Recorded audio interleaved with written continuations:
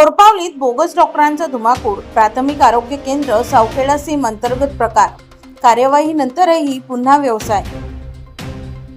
यावल तालुक्यातील कोरपावली हे गाव प्राथमिक आरोग्य केंद्र सावखेडा सीम अंतर्गत येत असून येथे बोगस डॉक्टर सर्रासपणे वैद्यकीय व्यवसाय करत असल्याचा गंभीर प्रकार समोर आला आहे।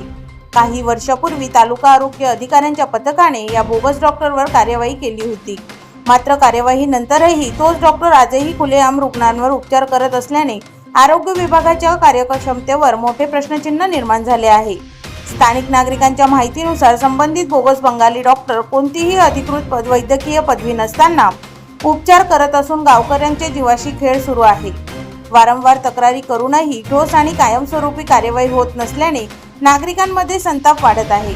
विशेष म्हणजे प्राथमिक आरोग्य केंद्र सावखेडा सीम अंतर्गत हा प्रकार सुरू असताना संबंधित यंत्रणेचे दुर्लक्ष का होत आहे असा सवाल उपस्थित केला जात आहे। नियमित तपासणी आणि देखरेख होत नाही का, ही जाणीवपूर्वक दुर्लक्ष केले जात आहे, याबाबत चर्चा रंगू लागली आहे। दरम्यान तालुका आरोग्य अधिकाऱ्यांच्या भूमिकेबाबत संशय व्यक्त केला जात आहे। काही नागरिकांमध्ये अशी चर्चा आहे की या बोगस डॉक्टरांकडून हप्ते घेऊन त्याला संरक्षण दिले जात आहे का?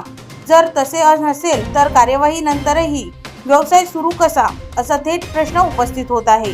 आरोग्य व्यवस्थेवरील विश्वास टिकवण्यासाठी संबंधित बोगस डॉक्टरवर तात्काळ कठोर कार्यवाही करणे, क्लिनिक सील करणे तसेच जबाबदार अधिकाऱ्यांची चौकशी करण्याची मागणी जोर धरत आहे।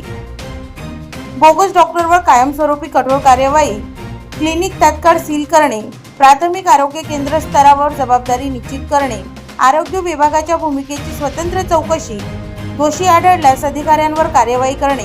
कोरपावलीतील हा प्रकार ग्रामीण भागातील बोगस डॉक्टरांच्या वाढत्या जाळ्याचे गंभीर चित्र समोर आणत आहे।